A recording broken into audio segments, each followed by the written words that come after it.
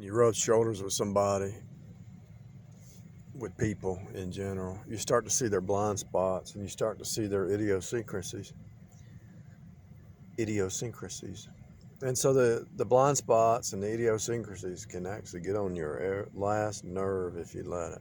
Your ever living last nerve. Now think about, if you're married to somebody and they're not introspective and they don't have the ability to look in the mirror and look at their blind spots, and they get offended if you call them out on something, and they call you out on something. You have to be able to be willing to laugh at yourself. If somebody calls you out on something, it's not that they're trying to hurt you. They're trying to help you see it and break free.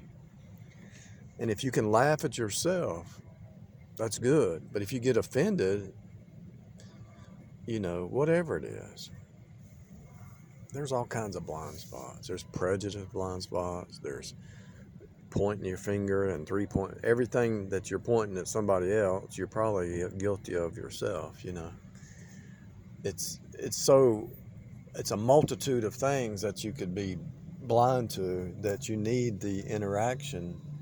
So you need authority and you need the interaction to hit you and to show you, but there's no reason to be offended, because it's all a process. You're moving from divided mind to wholeness, division to unity. You're moving from being separate to being in union. And so that division needs a red versus blue face-to-face Turing machine. So that Turing machine is turning you into a better person. If you watch as many series, I watched all the series I could in 2017. And all the series, the characters became better people over time. But they had trouble. Their character, which is bad, caused them a lot of trouble.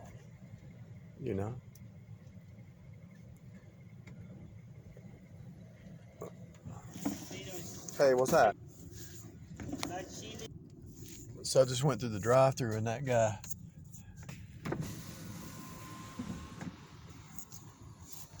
Yeah, they gave me your order and then they asked for it back, so I'd check everything. They gave me their order and he says, and he took it back. I said, what are you doing, man? You sleeping in there? What y'all doing, sleep? That's what I'm talking about. Sometimes people need to be hit kind of hard to wake them up out of their slumber. Wake them up. You're sleeping, Neo. Wake up, Neo. Follow the white rabbit. Wake up. You're in a maze. You're in a matrix. You're in slumber. You're in the AI program, the flesh mind, and you need somebody to cut you back into reality because you've been asleep, Neo. Wake up. Everybody's Neo till they wake up. Then they become the one. You got to wake up, people. I don't care if you go to church. I don't care if you don't go to church. I don't care if you go to the bars. You're asleep. You're asleep. This whole thing is coded. Tree, true, faithful, faith. Tree, true, faithful, faith. The red is the blood. Green is Cain. Cain versus Abel. The signs are everywhere. The sign of the cross. The mailboxes, the cars, the trees, the signs. All this is coded. All this points back to Jesus. All this is a book. You're in a 3D book. You're in a 3D version of the Bible. And I'm saying it with absolute 100% assurance. And if somebody who's never heard me talk before, who was an Uber rider, they said it makes sense because people in the Old Testament are in the Bible and they were walking around on this same earth. Yes, you're in a 3D book. You're in a 3D version of the Bible. Because the Bible, the 2D version, is just a script about you. And as you look out at this earth, you look out at this reality, you look out at that clay, that mud over there, it's a reflection of you because you came from the dirt. And you look at that water from the rain over there in the puddle, it's because you're full of water. And you look at the oil, somebody was talking about how, I was watching a video about oil. I don't remember who I was talking to, but we're talking about how the oil they say the oil is come from fossils. Well, it comes from minerals. Your body has oil in it, right? Your body has water. Your body has oil. Your body has blood. They did a transfusion with the seawater. Parts of your blood is the same makeup as the seawater. You got water in your body. You got oil in your body.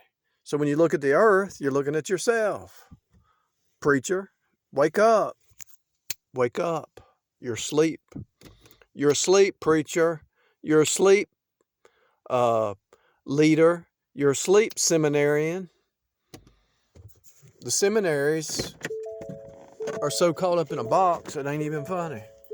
I appreciate them because I learned a lot from them, but it's a box. They think they graduated seminary and they're done. No, that's just the beginning. You're just beginning. And if you think you've already arrived, why are you still here?